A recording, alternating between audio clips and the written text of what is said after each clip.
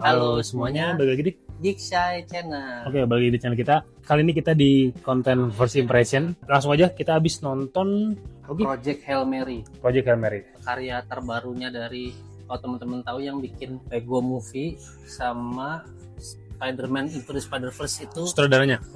saudaranya duo gitu namanya, Phil Lord sama Christopher Miller. Nah ini film live actionnya dia lah, bisa dibilang bukan film animasi kan. Dari, kalau teman-teman udah pernah tahu novel The Martian, nama pengarangnya tuh namanya Andy Weir. Nah ini tuh novel berikutnya gitu namanya Project Hail Mary. Kalau nggak salah masih baru tahun 2021 kemarin, tapi 5 tahun langsung diangkat jadi film lebar gitu.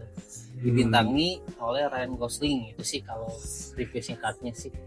Lagi-lagi mengeksplorasi tentang luar angkasa sih.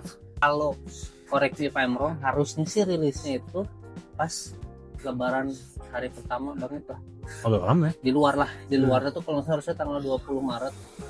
Cuman mungkin kayak di sini karena tau lah, kalau teman-teman tahu film lebaran pasti banyak didominasi dengan film Indonesia. Nah kebetulan nih film itu memang film for IMAX. Jadi kemarin itu ada polemik lah, geser lah posisinya si film Project Hail Mary itu tayang di IMAX karena ada satu film Indonesia horor, kita nggak usah nyebutin judulnya, Danur itu. Goblok. Itu jadinya dia tuh ngambil posisi layarnya IMAX banyak. Ya udahlah, Sony Pictures Indonesia ngalah. Jadi akhirnya dia mundurin, gak nyampe sebulan sih sebenarnya, cuma mundur 3 minggu lah. Walaupun tentara ya itu lumayan jadinya akhirnya baru tayang sekarang hari pertama itu tanggal 8 April. Dan animonya cukup ditunggu-tunggu juga kan, tau gua. Ingat San, ini kita mau nonton ini aja sistem advance ticket sales gitu sih. Kan biasanya kita kadang langsung go show aja gitu ya. Ini mereka jual pre-sale gitu ya. Pre-sale, jadi waktu itu tanggal 3 buat nonton tanggal 8, jadi kita langsung aja lah. Ternyata tadi terpantau pagi pas kita mau nonton, saya cek udah hampir full seat sih. Iya, yang tinggal yang sisa depan-depan doang. Jadi bisa dibilang antusiasmenya tinggi lah film ini. Oke, kita langsung ke sinopsis singkat aja gitu. Tipikal perjalanan luar angkasa gitu. Seperti layaknya Martian, Interstellar kayak gitulah. Nah, dia pintar nyebut Interstellar, jadi ini sebenarnya mix dua itu sih sebenarnya. Bedanya kalau The Martian tuh kan dia ahli botani ya, terdampar di Mars, makanya The Martian. Ini kebalikannya, ini guru sekolahan, tiba-tiba ternyata nanti in the near future lah, kita moga-moga jangan matahari gitu teh mau redup. Matahari seperti ada yang menggerogoti. Ternyata ini tuh ada sebutannya, orang Petrova meneliti lewat teleskop, dia ngelihat ada garis benang merah antara matahari dan Venus. Ternyata itu si Venus itu jadi tempat, tanda kutip, organisme yang bisa makan matahari itu. Nah, di sini tuh ceritanya matahari paling cuma punya umur tinggal 30 tahun lagi, masih lama sih sebenarnya. Cuman kan takutan masalah gitu. Dan perjalanan menuju ke sana kan suhu buminya menurun dan akan terjadi kekacauan ya. Kekacauan lainnya, menghindari kalut atau kekacauan chaos masa depan. Akhirnya sebuah, ya lagi-lagi lah nih, mungkin Project Hail Mary itu tuh kumpulan dari banyak negara yang peduli dengan dunia ini, mengumpulkan astronot, ahli sains untuk melakukan satu perjalanan satu arah. Tapi ya misalnya di tata surya selain bumi, di luar tata surya bumi atau galaksi lain, ada matahari atau bintang yang nggak mati tuh. Mereka harus ke sana melakukan perjalanan 11 tahun. Perjalanannya aja 11 tahun untuk ke sana meneliti kenapa ada satu planet atau satu bintang yang nggak mati. Nah, ya, ada apa di situ? Perjalanan dimulai. Setelah mendapatkan informasi itu, informasinya kirim, that's it. Nah, itu yang menjadi polemik emosionalnya, bahwa terus astronotnya kayak, terus gimana gue gitu, kayak ya, jadi secara tidak langsung ini misi bunuh diri ya, Gia? Misi bunuh diri sebenarnya. Jadi dan Ryan Gosling sih kalau kata saya sih pas lah, karena dia kan sebenarnya merada selengean ya. Kalau teman-teman udah nonton film-film sini, dan itu kalau kata saya tingnya tuh mendekat. Kalau teman-teman nonton The Nice Guys sebelum ini, mirip-mirip gitu sih. Cuma bedanya kalau itu kan private detective, ini mah scientist gitu ya, guru ilmiah anak sekolahan gitu. Selengan-selengannya di mana curiosity di pikiran nanti masih ada, tapi dia tuh sebenarnya pengecut gitu. Jadi buat menyengat-rakat atau menyatakan pendapatnya bahwa kita nggak setuju, walaupun dia punya gelar doktor ya, by the way, berarti udah S3 ya. Iya, dan di sana dokter guru SD juga. Dia tuh memilih, ya udah kalau pendapat aku banyak yang nggak suka, ya udah aku mah mengasingkan diri. Nah ternyata dari mengasingkan dirinya itu dia terekspos sama seorang kayak pimpinan misi kali ya. Iya, ya dari pemerintah, dari yang dipilih lagi. Namanya si Strat, diperankan oleh Sandra Bullock. Kalau penonton Anatomy of Fall itu aktornya, aktrisnya ya di itu, dia mengumpulkan tim terbaik di dunia untuk melakukan misi Project Hail Mary ini. Jadi udahlah, perjalanan nggak tahu nggak balik juga nggak apa-apa, yang penting kamu ngasih informasi tanda kutip penyelamat si bumi kita gitu. Nah di sini tuh sebenarnya kalau teman-teman film ini yang ngangkatnya tuh premisnya kayak gitu, tapi perjalanannya itu visualnya sih sebenarnya iya tonjolkan gitu ya. Kalau teman-teman tahu nih, sinematografernya Greg Fraser yang teman-teman penonton di film Rogue One Star Wars Story, terus Dune yang part 1 part 2 sama The Batman, makanya dia mainin warnanya bagus banget lah. Jadi nambah si imersifnya, apalagi kalau nonton di IMAX tuh. Dan misalnya sama musiknya Daniel Pemberton ini, kalau teman-teman udah bener sering soundtracknya Spider-Verse ini banget lah gitu. Jadi di sini digabungkan semua elemen-elemen itu jadi sebuah film yang kalau aku sih pribadi sih enjoyable lah. Memang ada beberapa nitpick nanti kita mungkin akan bahas. Kalau secara cerita sih gitu sih sebenarnya. Actingnya Ryan Gosling ya lumayan. Karena ada beberapa part yang kayaknya kalian lebih baik nonton sendiri aja. Iya, jadi kita nggak mau spoiler juga lah. Pemilihan musik original maupun soundtracknya juga bagus sih gitu. Jadi ini enak banget nih pemilihan musiknya gitu. Nah, cuman memang kita mau komentarin sedikit soal storytellingnya kali ya. Yang kita bisa kasih tahu di sini adalah storytellingnya tuh maju mundur. Alurnya maju mundur. Jadi kalian akan ada di present terus mundur, terus present lagi terus mundur lagi. Nah, sebenarnya bukan metode yang asing ya.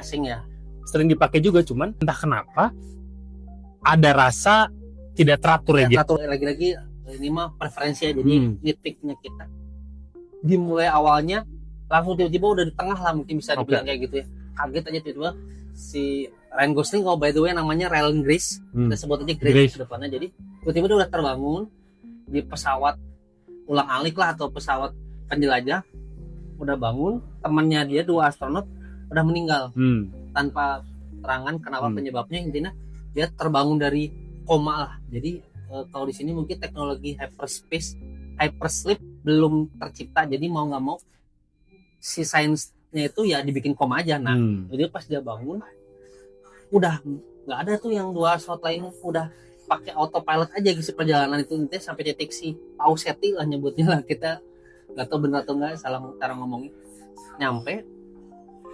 Nah kenapa di sini kedua dan juga apakah saya manusia, apakah dia mempertanyakan kesadaran kewarasannya dia. Tiba-tiba dibenturin udah di depan kita tuh ininya si planet atau starnya itu. Nah mundur tiba-tiba tuh, kenapa dia bisa sampai situ? Jadi dia bisa tiba-tiba dia menemui sebuah tantangan, dia bisa ngelewatin itu. Kenapa bisa gitu? Karena dia pernah dapatkan pelatihan mundur lagi, jadi kayak sebab akibat, tapi secara ternyata maju mundur gitu. Kalau kita kan biasanya nonton film kayak Interstellar kan maju gitu kan ya, memang sih rada panjang. Nah tapi kalau aku lebih enak ini ikutin ini mah nitpicknya kita. Durasinya mungkin 11-12 ya, 2 jam 50 menit. Ini 2 jam 50 menit. Kurang lebih gitu, hampir 3 jam. Hampir 3 jam ya. Kalau Interstellar tuh enak aja gitu. Ya, alurnya gitu ya. Jadi pokoknya perjalanan dari awal sampai akhirnya nanti udah gitu. Ini dibingung titiknya mana. Tapi sebenarnya tertolong ada interaksi kita nggak sebut aja kali ya. Jadi ketemu sebuah entitas lain, kita sebut saja namanya Rocky dari Inju gitu kan, yang bikin dia jadi waras lagi gitu. Jadi kayak ada tujuan lagi. Ada tujuannya. Jadi pertama dia kan yang nggak salah, orang udah terombang-ambing di angkasa, nggak ada teman manusia. Manusia kalau udah jarang ngobrol dengan manusia lainnya pasti hilang lah warasnya kan. Kata dia ketemu sebuah entitas lain, bukan manusia, spoiler alert, tapi mereka bisa menjalin komunikasi. Akhirnya mereka jadi punya tujuan lagi dan rata nyambung gitu ya, walaupun kalau teman-teman tahu prosesnya agak instan sih sebenarnya menurut aku ya. Apa tadi bahasanya too convenient. Kita jadi kayak lalu ini masa ketemu entitas asing ramah entitas asingnya gitu kan. Tapi itu mungkin kebutuhan plot kita biar ke depan itu kita juga nggak bisa ini. Akhirnya melakukan pencet, tapi memang sih di situ baru sih kisahnya seru di situ. Emotional engagementnya di situ juga ada. Ya itu gue setuju. Sampai aku pun juga sampai menitiskan air mata gitu. Ada beberapa momen lah gitu kayak wah ada yang peduli sama aku gitu kan. Dia udah nggak pernah ketemu manusia berapa lama ini, jadi akhirnya merasakan kehangatan persahabatan atau Ditambah karakter Grace memang dia bukan tipikal orang yang sosial di kehidupan buminya gitu. Dia juga kayak udah lama mengasingkan diri dari kehidupan karena banyak gagal di dalam penelitiannya dia dan segala macam. Dan di sini dia ketemu kayak temen jadinya gitu. Jadi di situ tuh mereka melakukan perjalanan atau petualangan gitu untuk mencari penyebabnya. Seru sih untuk teknisnya, visualnya gitu. Memang nggak akan se ekstrim The Martian lah, cuman bagus. Nah, kalau saya sih tipenya berulang gitu. Jadi kayak ketemu teman atau mungkin sebuah entitas, akhirnya dia menemukan sebuah rasa yang baru gitu. Jadi bahwa pertemanan atau persahabatan itu tidak harus sama satu spesies atau suatu bentuk yang sama gitu. Itu sih adalah bahayanya film itu. Akhirnya di situnya sih menurut aku sih coba kalau di ini menitiking aja misalnya dia melakukan perjalanan terus melakukan tindakan heroik, menurut aku ditutup lebih manis lah mungkin, tapi ini terlalu convenient lagi-lagi jadinya ya gitu aja sih. Jadi udah klimaks udah langsung turunnya cepet lah. Kalau aku pribadi sih belakangnya ya udah sih gitu aja, tapi tertolong dengan sotek-soteknya itu jadi lumayan lah ke bawah sih itunya. Ditambah yang kenapa tadi gue sempat mention soal storytelling, informasi yang disampaikan kan banyak dan juga soal science gitu. Jadinya kayak bentar-bentar nih gue harus memahami logika sainsnya juga dan segala macam. Ceritanya juga cepet maju mundur, jadinya lumayan merepotkan buat gue ya. Gue nggak tahu kalian kalau yang pinter-pinter sains gue nggak tahu lah. Cuman jadi agak berat buat gue. Cuman balik lagi ketolong sama tadi visual, musik, dan ada pembentukan engagement emosional yang cukup dapat di karakter yang ada di situ. Itu sih kalau mungkin plus dan minusnya lah gitu lah. Jadi tapi overall sih ini enjoyable sih. Ya enjoyable. Cuman tadi kita sempat mention juga kalau dibandingkan dengan beberapa film sebelumnya atau yang serupa atau dengan karya-karya orang sebelumnya, dibandingkan dengan tadi langsung aja kita dengan Martian, sama-sama Andy Weir ya tulisnya. Ini menurut aku sih di bawahnya sih. Ya, saya juga setuju. Saya lebih enjoy Martian gitu. Itu sih. Jadi bisa kita nilai berapa? Ini sih untuk akhirnya sinema kembali lagi nih, kita nggak tahu ke depannya bakal kayak gimana, tapi untuk sampai bulan April 4 bulan tahun 2026 ini sih ini saya sih ya 7.3 lah. Oke, ya benar, gue setuju. Oke. Bagus tapi tidak istimewa. Betul, gue setuju juga. Ya mungkin teman-teman bisa buktikan sendiri, langsung tonton aja ke bioskop. Kalau bisa di IMAX ya. IMAX ya. Ini rekomendasi sih. Iya. Ada lagi? Itu sih paling catatan dari kita sih itu sih. Udah? Mungkin ada teman-teman mau tinggal dia nonton aja langsung. Iya, mungkin teman-teman kalau misalkan ada yang mau diskusi atau soal beberapa fakta yang kita belum sebut, bisa komen di bawah aja, kita diskusi. Ya. Mungkin sekian video impresi kita kali ini. Thank you teman-teman udah nonton, jangan lupa subscribe, share ke teman-temannya. Sampai jumpa di video selanjutnya. Bye bye.